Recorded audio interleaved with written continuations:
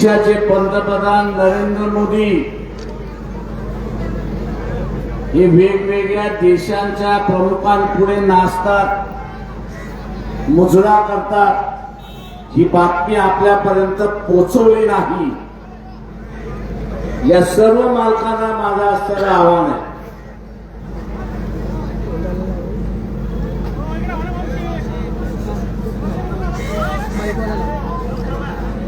माझं या सगळ्या मालकांना असणारं आव्हान आहे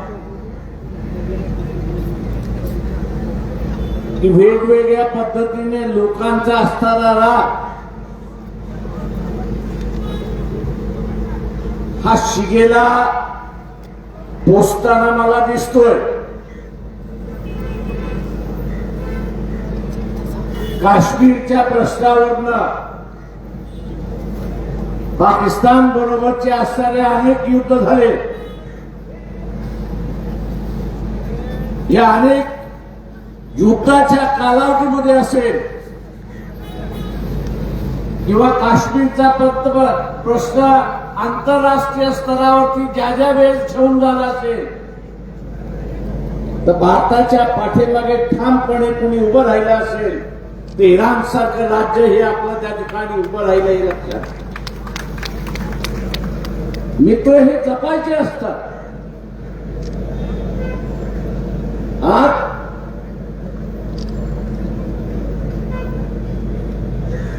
इराणवरती हल्ला झाला,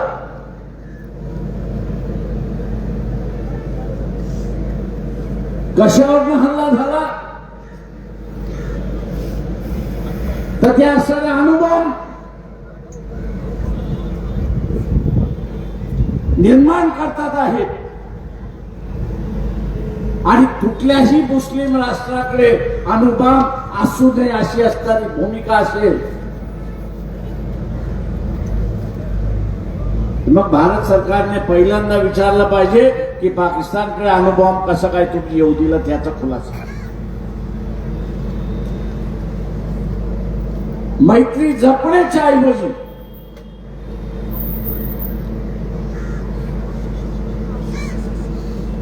जे हल्ले झाले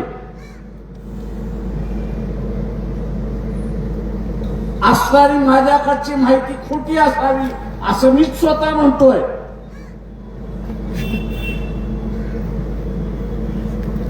इराणवरती हल्ला होण्याच्या अगोदर एक आठवडा अफगाणिस्तान आणि पाकिस्तानने एकमेकांविरुद्ध हल्ला केला होता हे लक्षात घ्या। अफगाणिस्तानची सुद्धा भूमिका होती की इराणवरती हल्ला होऊ, शेजारी राज्य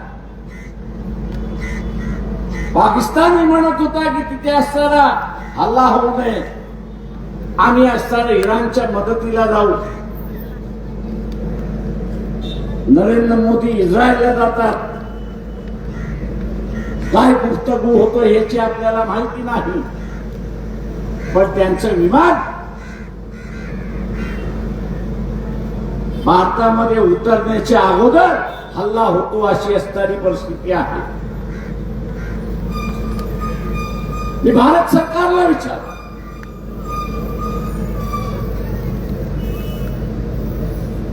की त्या इलाक्यामध्ये भारताचे 2 सेंटर्स आहेत,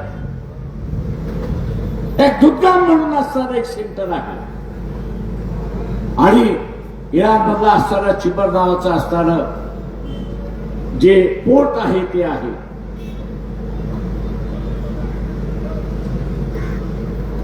या हल्ल्याच्या मध्ये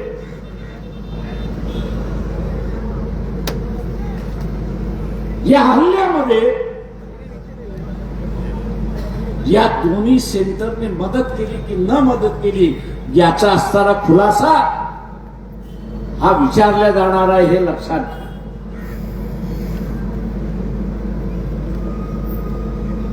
आज भारताची असणारी जी आर्थिक परिस्थिती मजबूत आहे, मजबूत आहे याचं एकच कारण आहे की जे आखाती देशामध्ये भारतीय नागरिक काम करतोय, त्यांनी कमवलेला पैसा हा भारतामध्ये पाठवला जातो.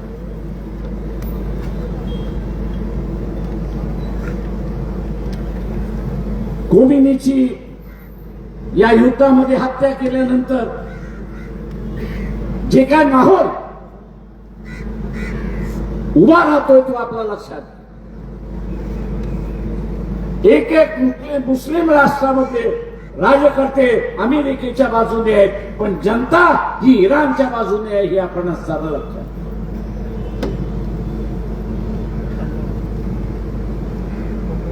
हे युद्ध असंच चालू राहिलं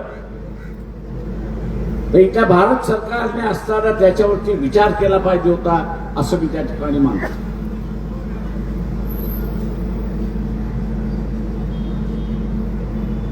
2 कोटीच्या वरती भारतीय त्या आखाती देशामध्ये, जसं अमेरिकेच्या सैन्याच्या विरोधात, अमेरिकेच्या सैन्याच्या विरोधात ज्या पद्धतीने असणारा तिथल्या मुस्लिम राष्ट्रांमध्ये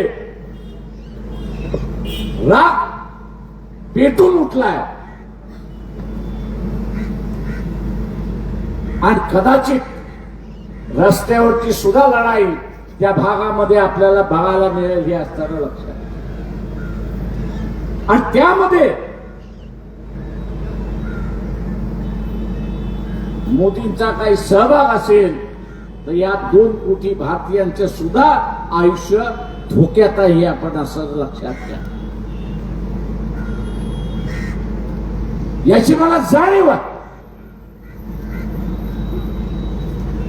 की RSS आणि इस्रायल यांचे घनिष्ठ संबंध आहे.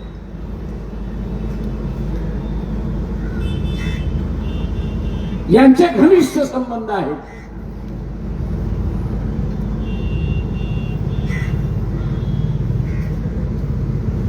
ते संघटनेचे संबंध आहेत, देशाचे संबंध नाही.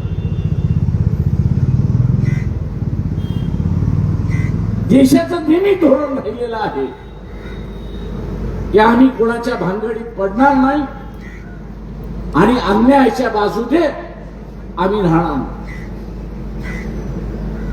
कुठल्या देशाच्या भानगडीमध्ये आम्ही पडणार नाही आणि कुठल्या अन्याय करणाऱ्याच्या बाजूने आम्ही राहणार नाही ही भूमिका आपली राहिली.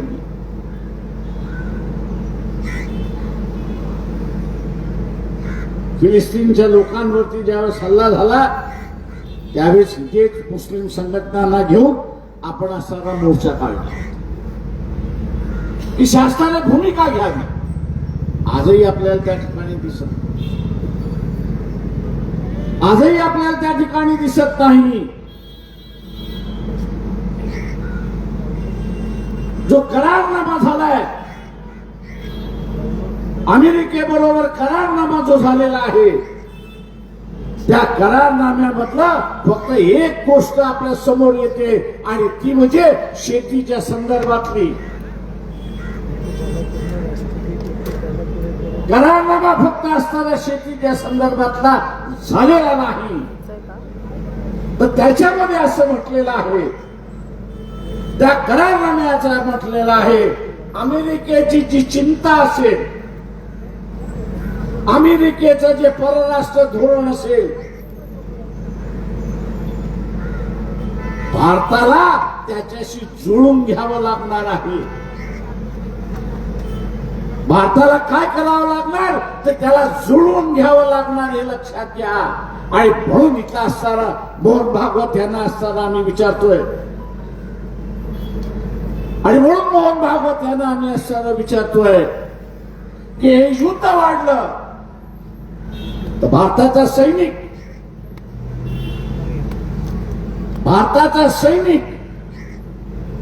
आणि भारताचा असणारा एअरबेस, हवाई अड्डे हे तुम्ही अमेरिकेसाठी खुले करणार आहात का?